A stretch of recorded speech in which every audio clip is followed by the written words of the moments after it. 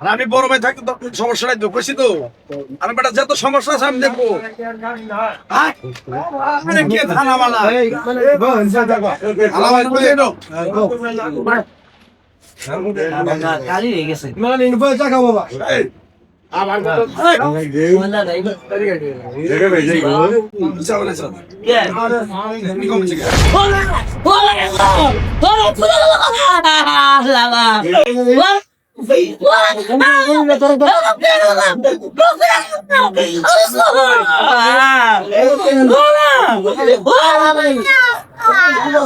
প্রতিদিন এনো চা খাবার আমি প্রতিদিন বলে যায় চা ঠিক ভাবে বানাবি কোনদিন চিনি বেশি দেখ কোনদিন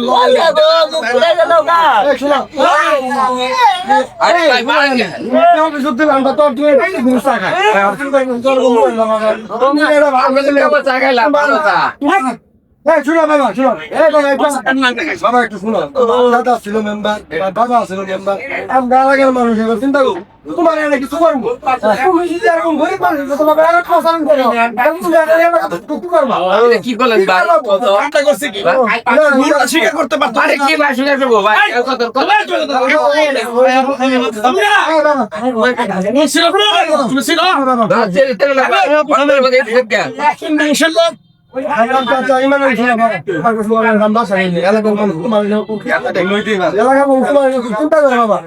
তোমাদের বংশ থেকে তুমি এই আরে শালা ফকিরের বাচ্চা পুরা মারবো ভাই ভাই আমি বলি আমার প্রকাশনা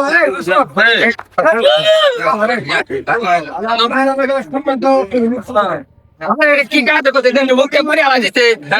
শোনো বাবা একটু ফোন দাও একটু ফোন দাও বাবা একটু ফোন দাও অসুবিধা হবে চিন্তা তুমি আমার কথা শোনো বাবা তোমার বাবা খুব গর্ব করি বাবা তুমি একটা ছেলে শিক্ষিত ভবিষ্যতে তুমি তোমাদের পরিবার আমাদের এলাকার মানুষ তোমার চাই আছে তুমি যদি গরিব মানুষ এরকম করো তাহলে আমাদের তোমার কাছে মানুষ আমি যদি বড় ভাই চা খাবার রাখি তুই আমার দিয়ে খেলা বাবা খেলা লাগে ও চা ভাই 3000 টাকা চাইলো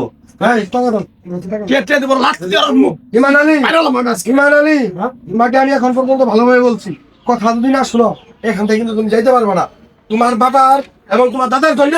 তুমি এখন পর্যন্ত ঠিক আছো নইলে মানে তোমার পা ভেঙে ফেলাইতাম টাকা দাও আর ইমান আলী তুমি যা কাজটা করছো এই এলাকার মানুষ তোমাদের গ্রহণ করবে না তুমি এলাকায় খাইবা এই এলাকাতে আমি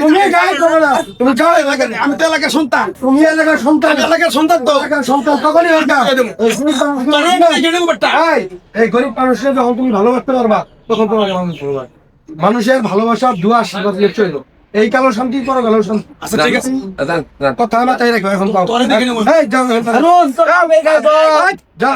আরে ভাই আমি না কইলাম যে ভালো করে বংশ আরে বাবা ওর দাদা ছিল মেম্বার ওর বাবা মেম্বার এরা নিয়ে প্রত্যেকটা এলাকার মানুষজন খুবই চিন্তা ভাবনা ছেলেটা হয়তো